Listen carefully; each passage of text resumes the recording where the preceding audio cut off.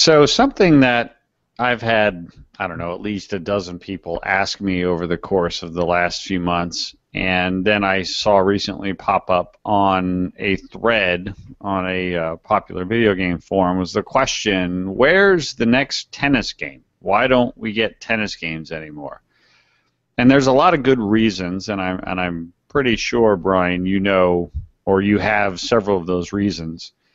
But I've been thinking about it quite a bit, about tennis games recently, and I think the real answer for why tennis games seem to have faded into the distance is the fact that they're not really very fun to play. And the further along the technology gets, the more powerful the consoles get, I think the less fun they are to play. And I'll give a couple examples, right? Like, so the very first, major market video game was Pong, which was basically tennis. And, a lot of us have fond memories of tennis games in the past. I think, Wii Tennis, for example, when the Wii came out was, a hugely popular game. And over the years, there have been various series, Mario Tennis from Nintendo and Virtua Tennis from Sony and Top Spin, for example. Mm-hmm.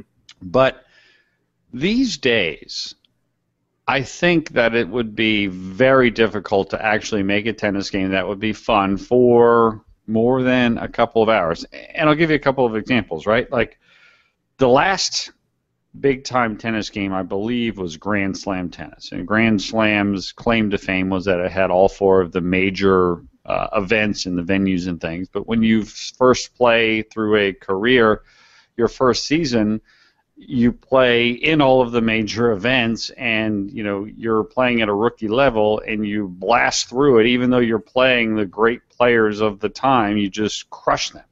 Yeah. Then you have games like Top Spin, where you start off on the bottom and you have to build up your skills to then be able to approach the top players. So from just a career aspect, several games have tried things and they haven't worked very well. Virtua Tennis is another great example where they have a very unique approach to a career where it's more focused on mini games. Yeah, it's kind of an arcade right fusion there with simulation. Well, Top Spin was more of a pure sim, and EA was kind of more of a hybrid also. Right, and so it's focused heavily on minigames, which are fun, but then you also do play real players in different types of services around the world, and you go on a tour. And they all have aspects of fun, but I think unlike really any other current generation simulation-y sports game, tennis is the most difficult to make fun because there's very little that you can do with tennis anymore that is distinct and unique, right? I mean, with golf, you can have very different types of courses. You can play the same course 10 times in a row and have very different experiences. But in tennis, it doesn't really matter that much who you are, even if you're a male or a female, right? I mean, you serve kind of the same way. Your forehand is your power shot, your backhand. You can do drops and lobs and stuff, but there's not like a dramatic difference with how you play, even among the various individuals, or even, like I say, male or female. Yes, there are different surfaces, but is there really a significant difference to playing on clay versus grass versus hard court? Ultimately, Brian Weed, I think the reason we don't have tennis games these days is because, unlike other games where the advancement of technology opens up a lot more avenues, with tennis these days, I think it's really hard to make it fun for more than just a little short amount of time. Is that crazy? I hadn't really thought of it that way, but I agree with you to an extent. And certainly when you get into, let's say, a long point, that back and forth, back and forth, back and forth, that's exciting in a sense, but you do that enough, and it really can probably wear on you. And I think we're talking more about the simulation-minded games here, not the Mario Tennis types, which can still be successful. But yeah, we haven't seen a simulation attempt since Grand Slam Tennis 2. And before that, it was the Virtua Tennis and the top spins that were really successful. And those games sold better overseas than they did in North America. And I also have to wonder, not only is it as a sport maybe hampered a bit as far as fun factor can go if you're going to be a pure simulation, but in North America, at least in the US, there are no major male stars. All right, there haven't been since probably Sampras and Agassi. And Djokovic and Nadal are tailing off a bit. So I think there's a star problem there too. And when you get into that, you also get into rosters, which are a big issue as far as tennis goes, because number one, you have to license players individually. So just like boxing has had difficulty with this, just like golf is another example, where the company has to go out and license people individually. So it's costly. So the roster ends up being, 15 or 20 people. And so that's a cost issue. And then like you mentioned before, Grand Slam Tennis, first one to have all 4 majors, again, cost issues. You have to license those tournaments individually. So there's a lot of money that goes into making these games. And then on top of that, you don't have a digital revenue source. You don't have an ultimate team type mode, and I'm not sure how you could do an ultimate team type mode. And that's the only way they're going to make money long term on a game like this, on an investment like that, building it for a new system, licensing everybody individually, licensing all the tournaments. And then you're right, you get into fans. I think there's still a lot of people who would love a tennis game, a sim tennis game, but does it have widespread appeal? I'm not sure about that, and I think you outlined some of the reasons why that may not be the case. And the other thing is, and I've played all of these games. I've played a lot of Virtua Tennis. I played a lot of Top Spin. I played a lot of Grand Slam Tennis. When you don't do well in a golf game, it's not necessarily because you just didn't time the X button or the A button correctly, right? Mm-hmm. It might be because you just misjudged it. You could have executed the shot perfectly, but you shot it a little long because you didn't properly judge the wind, right? Or something like that.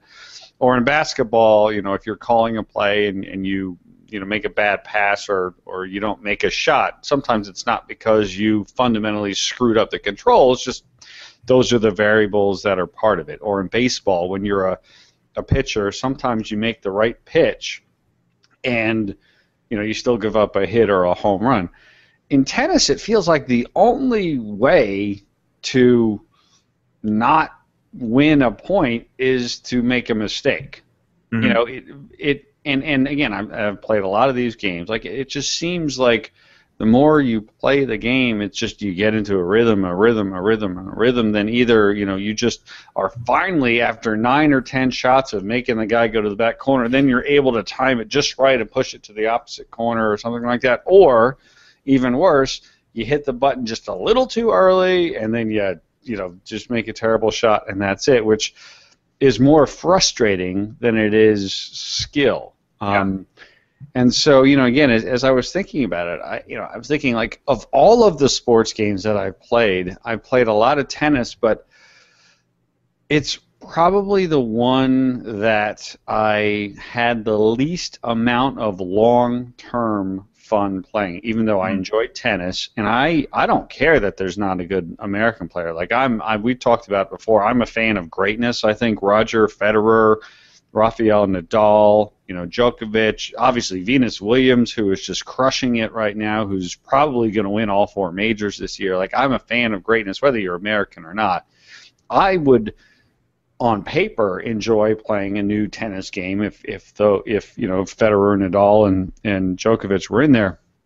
But I just think the mechanics and the fundamentals and sort of the way that these games sort of have been built, it just makes it hard to be fun in a video game way. And let's face it, these are still video games and they need to be enjoyable. And I think the further along we get technology-wise and the more homogenous the game gets, like, it's very much a power game, like the real world of tennis is very much power. Like, unless you're a real tennis aficionado, it's hard to tell the difference between a lot of these players. They all play very similar styles, very power games, very serve-oriented. There's just a lot about real-world tennis today that doesn't translate well to being a fun video game. And I think a lot of what you described there as far as what makes the game not fun, that's just part of the sport, right? Making mistakes. Yes. And yeah, but you're right in that it doesn't translate necessarily. But I do think the roster is a big part of it. And I mentioned some reasons rosters earlier, but also the lack of a turnover, right? And this has plagued boxing to an extent. It's plagued UFC. It's plagued the golf games when they were released yearly, is that if you don't have, now this necessarily wouldn't be the case if a new tennis game showed up now because it's been 4 or 5 years. Although to an extent it would, because the big names are still mostly, for the same part, the big names from then. Absolutely. And so as far as consumers go, they don't have as much justification to buy a game, at least yearly or bi-yearly. And if they're going to create a brand new franchise again and put that investment in, and they'll need to do some kind of digital revenue thing and all that, it's not going to be a one-off game. It has to be at the very least every other year. So they have to make a big commitment there, and they have to be sure that the game would be fun and that people would find it fun and that they'd be able to justify a release every couple of years. So there's a lot of difficulties there with the sport and with the business model that makes tennis a real an unlikely returnee, I guess, at this point. Although I wouldn't count it out forever, but I can see a more arcade slant or something like that, as opposed to the pure sim that we had maybe on the PS3 360 days.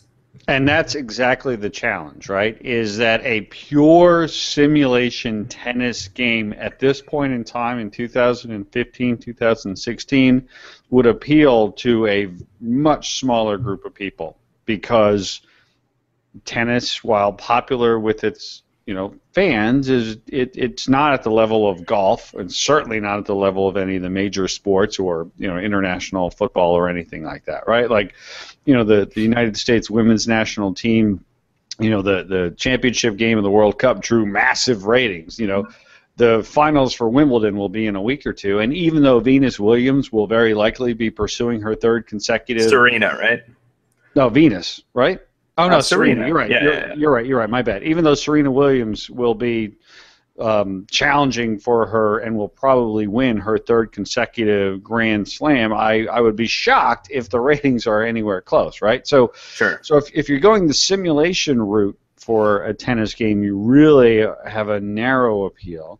But if you go the arcade route, with power-ups and, the ability to sort of store up different things and execute big smashes and stuff, those kind of things, then you're going to probably alienate that group of people who are looking for the sim game, but yet I'm not sure if that is wide enough. I'm not suggesting that I don't want there to be another attempt at tennis. Quite the opposite. I just think it's a real challenge to find the right kind of way to design a tennis game that would have an appeal and would be able to recoup the investment that it would take to make it on a next generation console, right? Because one thing that tennis games are known for, or were known for, was the great visuals, right? Like the courts and the crowds and the sound and stuff. I mean, even when the Vita first came out, Virtua Tennis blew me away with how great it looked and how great it sounded. But then you got to step it up another level, to the next gen console. So there's a lot of challenges in the tennis genre.